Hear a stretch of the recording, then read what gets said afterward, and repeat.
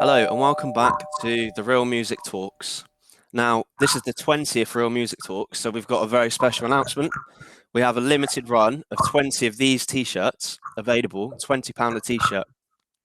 Everyone knows 2020 was a tough year, so let's make it something to remember it by. But yeah, you won't be able to get these t-shirts ever again, so I'll let you guys know about that. So today's guest, 20th episode of the Real Music Talks, are Earthnut, a duo from Bristol, producers of UK dance music. How you both doing? Hey, all right, all all good. good. Thank you very much. Thank you for having us on your special 20th episode. No problem at all. So, for people that have never heard you before, how would you describe what you do, like your style of music and your influences? Sort of a mixture of the main influence is UK garage. I'd say that about all of our tunes.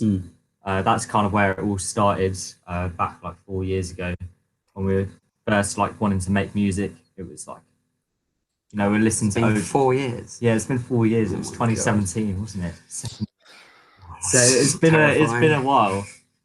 But it all started with this love for like old school UK garage that we had, and there wasn't really much UK garage being made back back in 2017. Yeah. Before then, so we thought, okay, let's put our heads together and try and come up with something new and fresh. We always liked sort of like had a lot of love for like hardware and kind of like analog synths and stuff like that. So I think we always had that as a main theme, trying to get like a more analog sound into it. Obviously, a lot of garage is more like sample based historically. We kind of wanted to try, do something with more of a hardware based setup, which has slowly been building over the years. It's not a cheap endeavor to get music hardware, but yeah, it's slowly been building that up, and yeah, sort of exploring a lot more like sort of house and techno.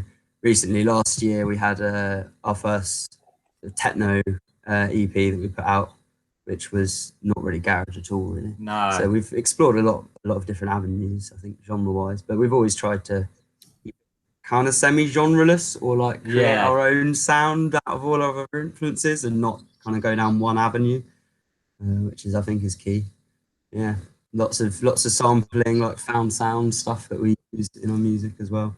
Bits of Foley, bits of like just recordings that we used to take down in Falmouth, down on the beach, out in nature, that sort of thing.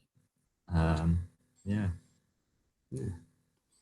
So maybe answer this question like separately. How did you first get into music, like way back, like the very start of your interest?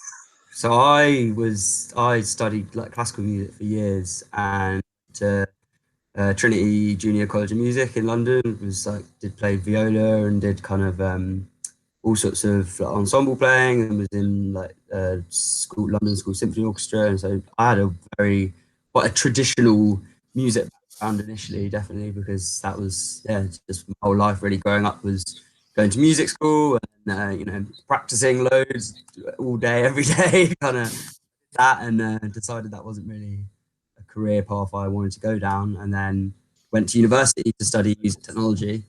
Because I'd started to get more into electronic music when I was 17, 18, and started, going to parties and hearing music through sound systems for the first time and being like, wow, that's actually something that, I could really get behind. And actually, it didn't feel like classical music ended up feeling a bit like a chore, I think, for me, or a bit like I'd been drilled into it so much that I wanted to get away from that a little bit. And found my love for electronic music, and then did music technology at Falmouth, and that's where I met Jack, but he wasn't on music technology, unfortunately. No.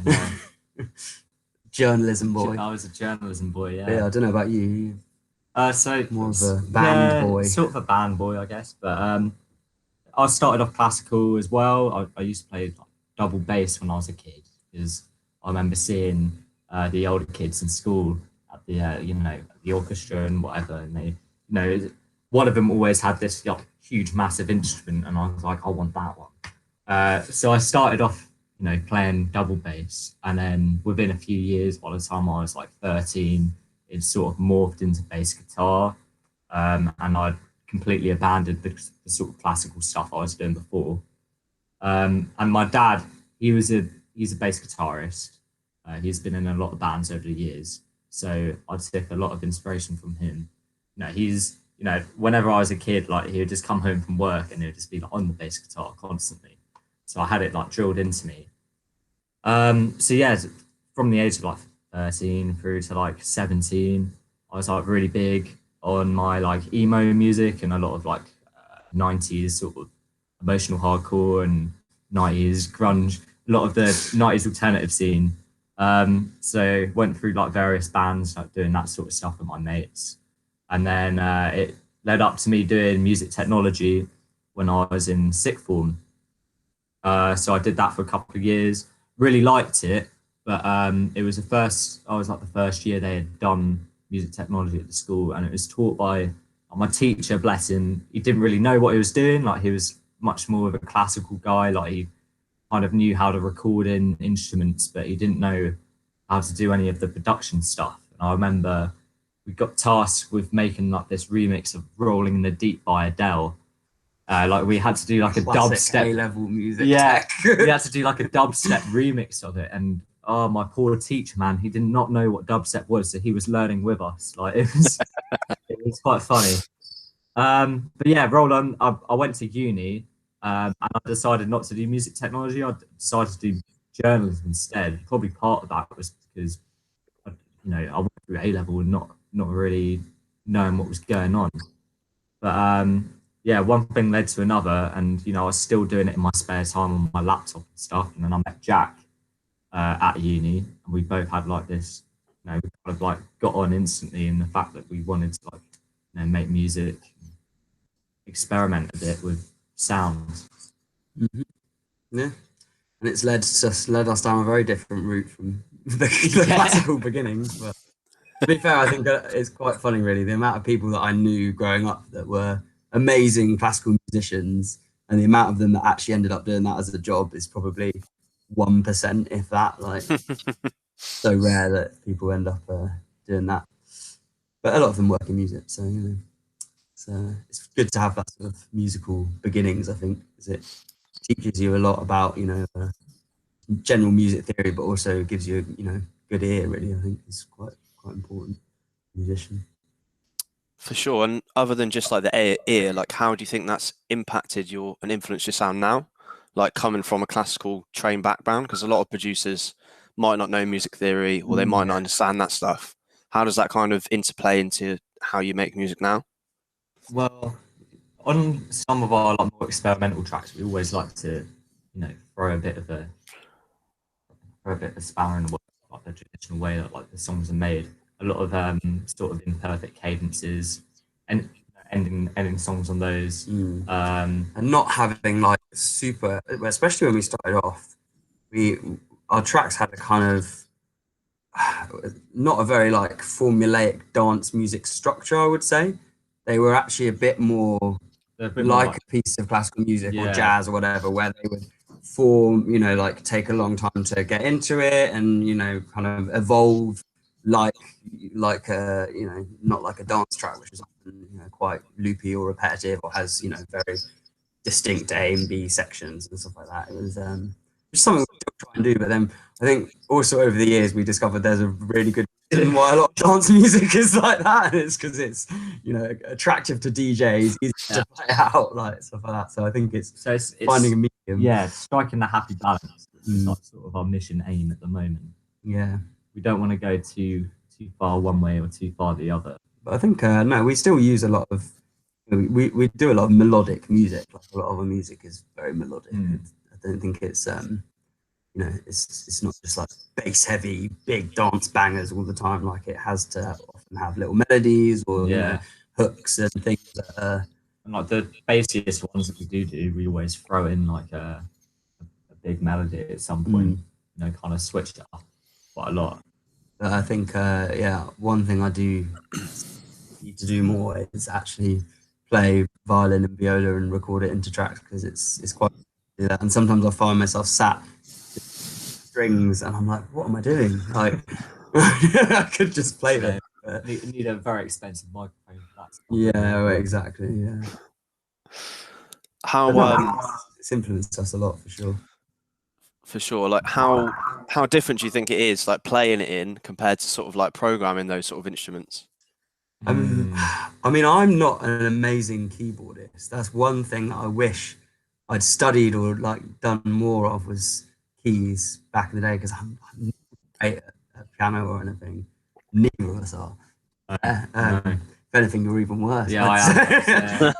And I've also never been a drummer, which is funny because I spend so much time now kind of programming in drums, or like trying to make really complex drum beats and stuff. So I think a lot of it's actually been teaching ourselves new skills in terms of like what's important as a musician and a producer. Like often you need to have good keyboard skills if you're programming in a lot of melodies, and you need to be good at like rhythmic stuff like drums. So I think, yeah, it's definitely had to like learn some new skills that I never was taught, despite all the years of at music school and stuff like that. So yeah, I think yeah, drums is the hard one. I mean, you're a drummer, so you'll probably be well hot on the drum programming, but It's it's quite interesting because I find it easier to play something in than to program it. Like so if much I try and easier. program it, it's like really hard to get like the subtleties, if that makes sense. Like all the grace notes and all that kind of stuff. 100%. I think that's why as well, like I do like mixing kind of program drums with sampled drums, and having like a good balance of like using little samples of breaks and stuff that were played live. But I mean, we love a lot of kind of broken beat stuff and jazz as well, and that's another genre aisle that we've gone down, and loads of that, like old Four Hero and stuff like that, which had real like sampled live drums in it. The difference, I think, to the kind of groove of a track and making it feel like it has a bit more life to it. Yeah, that's always the hardest thing with programming drums, I think, giving it that human flavor. What does your process look like now? Like, so when you go and make a track, is there something that you always go to? Like, do you start with keys every time, or is it completely vary by track?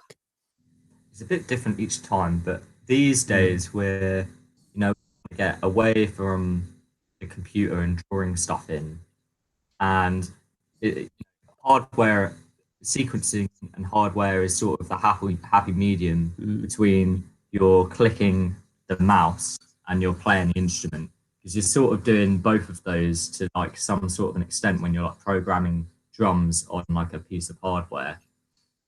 So I think these days, it's not really, do we start with keys, do we start with drums? It's more which one of us has started something, and then we'd have like a loop maybe, or just like a snippet of a song, and then we'd say, okay, let's start with this then, and let's take it from there. Well, I think as well, like that's probably one of the reasons we're drawn to hardware, is because we both have instrumental backgrounds, and actually there's only so much kind of sitting clicking at a computer that you can do before you just feel like you want to play something, or have like improvise on something, which I think it's just way more fun. Yeah, that's it, improvisation. Yeah, being able to improvise. You can't get any improvisation when you're just there clicking it. But when you're using sequences and outboard stuff, you have it just looping constantly, and we'll be sat there with like listening to a loop and tweaking it for like an hour, and we don't really notice the time's going because we're still playing the instrument, or we're still making all the changes to it, etc. It makes a whole world of difference. It's a completely kind of different way of making electronic music, really. Yeah, definitely recommend people to try it out. Yeah, I mean, it's what we're trying to do now with the project in general, is to move towards like a hardware-based live set and move away from DJing a little bit. But it's sort of the whole thing at the moment that we're trying to do is build this live set together where we can just take that on tour and have all of our synths and everything set up to do a completely live performance, essentially, and not have to rely on just DJing pre-made tracks. We do want to kind of create an experience which is live and improvisational, and sort of has the ability to change and evolve like a lot of our music does anyway. But we want to take that the step further, I think. Yeah. And that's super rare for UK garage as well. Bit more common in like techno and other scenes, but yeah, in UK garage, there aren't many people really that are doing completely live hardware based sets. So that's our big project at the moment, and it's not an easy undertaking. It's a mammoth task. Yeah, mammoth and expensive task, but it's one that's been a few years in the making. So yeah, watch this space for the Earthnut live set coming to you at some point. Hopefully this year. Yeah, that's the plan. That's really cool you're doing that, and I think that probably comes from you both like having like a musician background and then going into it, and then you're like, wow, I want to kind of replicate a live set where every set could be different, you know, like where it could go somewhere else. You can have a little outro that you didn't plan and it just happens and you feel it like in the moment, because then you've got best of both worlds. Yeah, and it lets us perform, you know, like DJing is performing. I do love DJing as well, but I think, yeah, I mean, me especially, like I was a performer for years, and when you're playing an instrument on stage, it's quite different, really. I think to just doing a DJ set. Definitely. Talk to me about your experience with playing live, like to date. So our experience playing live, like the Earthnut stuff, the live set isn't ready yet. So like the extent of us playing live so far has been us up in the room, just kind of figuring it all out, really. We've made tracks before, which we've like released, which are predominantly hardware based. So they would be like played in live, and then there'd be some parts of it that at that time we didn't have the piece of kit to be able to do, like sampling vocals. Like we didn't have a sample player for quite a while, so that was something that we always had to put in afterwards in Ableton and stuff like that. Yeah, as for playing live DJing, DJing out, we've done quite a lot. But it's been, obviously because of the pandemic, it's been quite a while since our last time DJing. And plus, just moving to Bristol as well, it's sort of I've now got to build a whole new network and build a whole new booking network and kind of get involved in a scene which I've not really had a chance to. I mean, Leachy's not quite moved up to Bristol yet as well, so that will help when we're both here. But yeah, we're just trying to kind of get into a whole new scene after leaving Falmouth and, you know, playing there quite regularly, being super duper heavily involved in the scene down there. I think this last year sort of put us, you know, it's given us a bit of a step back, I think, and put us, you know, back a couple steps, but we'll get there. It is what it is. Yeah. I mean, in Falmouth, like we'd become so entwined in everything that was going on. It's so different going out of there and suddenly we're in this new city and we don't have as many connections, and it's just a whole vast new world of dance music. So that's kind of the next mission, is sort of, you know, getting that networking up to standard, meeting new people, see if we can get any bookings. I mean, when we get this live set sorted out, that, you know, we release that, the music will sort of speak for itself. It's a big USP as well. I think it's, you know, it's not just a DJ set. I think when you actually are offering up like a live performance, it's quite it's a unique thing for people to book. So fingers crossed we can take that, you know, even further really in the next couple of years, I think. But yeah, no, it's been a long time since we've played out live. It's quite sad. I think we're definitely both missing it for sure. Yeah. As are all musicians and DJs and everyone else, you know. How have you kind of dealt with that, like all the restrictions and COVID?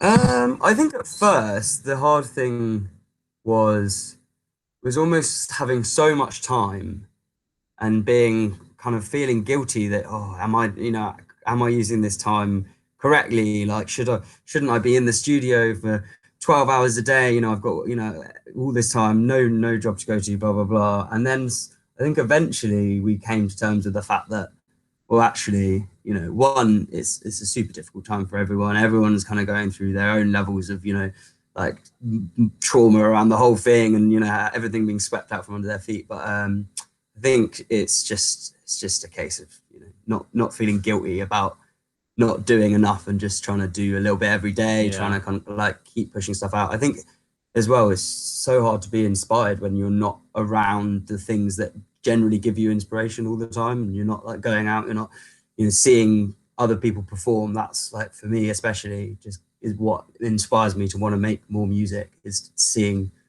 DJs and seeing people play new tracks and be like, wow, I've never heard that before, like, I'm going to try replicate that, or I'm going to try, you know, that's what gives me ideas. So I think, yeah, we've definitely struggled, but I mean, like last year, although we didn't write that much music, we had a hell of a lot of music like lined up for release. So, you know, like 25, 30 tracks or something we released last year. It was it was nearing 30 tracks released. So, I mean, I look back and I feel, okay, maybe we spent too much time playing Warcraft or whatever, not enough time making music. But it's fine. Like we kept the releases rolling, and now trying to have a goal of what we want to get done. We have loads of tracks on the back burner that we just need to like finish off if we did want to release them. But you know, there's no point rushing into it now.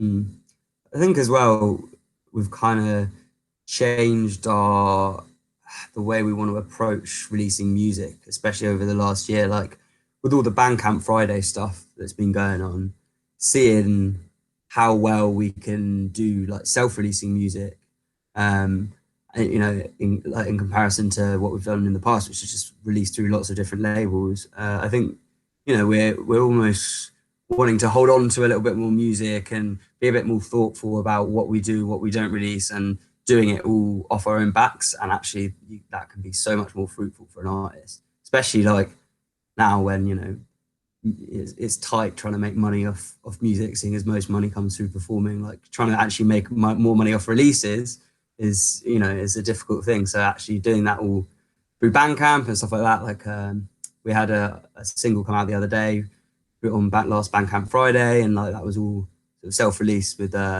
another UK garage producer called Kishan. And yeah, like over lockdown as well, we were sort of putting out little bits every month or so on our own Bandcamp. So I think yeah, we've kind of changed our perspective around releasing music. Yeah, we used to be very like label focused, and yeah, I feel like now's the time to kind of step back from that a little bit. And you know, we've released on a lot of the labels that we set out to want to release on when we started producing, especially in like the garage scene.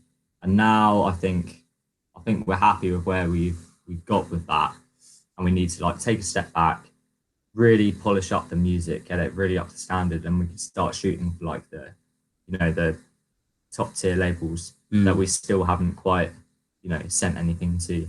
And then in the meantime, yeah, just focus, keep self-releasing our music, keep working on the live set, you know.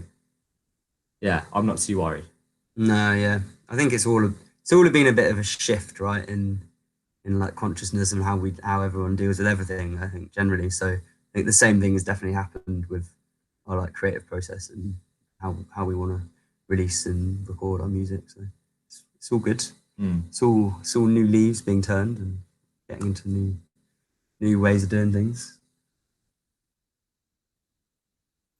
What's like the long-term plan? So like 20 years time, where do you see yourselves? Huge live set, massive audio visual extravaganza. I don't know, loads of weird mushroom things growing everywhere. Mechanical mushrooms, big huge mechanical mushrooms, stage pieces moving in, moving out. I don't know, I think yeah, I think we never really wanted to, we don't want to be like big time recording artists or try and, you know, we've always had a very like underground ethos to our sound, and like that's kind of where we want to go. But you know, it'd be nice to just play some big shows really and take a live set far. If we could take a live set to like a big festival somewhere in 20 years time, or hopefully sooner than that. Hopefully sooner than that whilst we're still young. Yeah, exactly. Probably ancient in 20 years time. I don't even want to think about it. Yeah, I think if we could do something like that, that would be absolutely fantastic. I think I could, you know, retire a happy man if we got to that point. And also, you know, maybe working with more instrumentalists, working with more vocalists, all that sort of thing. Really, you know, I think. Yeah, more collaborations. Yeah, but no, I think the vision really now is focused for sure on the live set, and that is just a slow thing because a lot of it, you know, requires us to get gear really. And it's a lot of trial and error. Yeah. It's a lot of buying things and then realizing you don't really need them. It's a lot of saving up for the next thing you need to buy. But you know, we're almost there now. And then I'm sure once we've got it all together, once we get to like this next few last pieces of kit, I'm sure we could put something together and be able to, you know, take that out in a live setting and be really happy with what we're doing. And then from there, obviously, it will evolve. We'll keep building it up.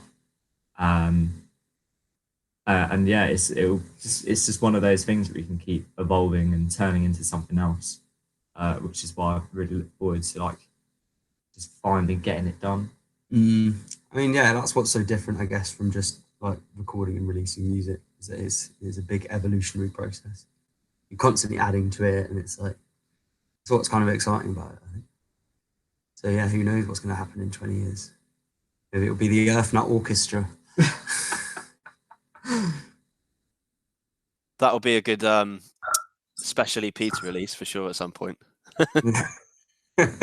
Massive bangers, yeah. Okay, so we're nearly out of time now. But is there anything else you'd like to leave our audience with? I've already plugged the latest single. You can go find that on our Bandcamp or on Spotify. Yeah, have a look at our socials. Earthnut Official on Instagram, _ in there, and then Earthnut Music on Twitter. Yeah, the SoundCloud, which is, you know, just type in Earthnut on SoundCloud, would come up. You know, we're straight up there. Same as Spotify as well. Yeah. And yeah, we've got kind of cool couple things in the works now, but you know, not a lot of releases coming up. We're just putting everything into this live set, I think, at the moment. So I'll just stay tuned for that. Yeah, keep your eyes peeled. Hopefully it'll be sooner rather than later. So rocking in a club, hopefully, near you at some point. Fingers crossed. All right, thanks so much for your time, guys. Appreciate it. Yeah, thanks for having us on, mate. Cheers, Dan. Big up. Take care. Speak to you soon. Ciao. Bye.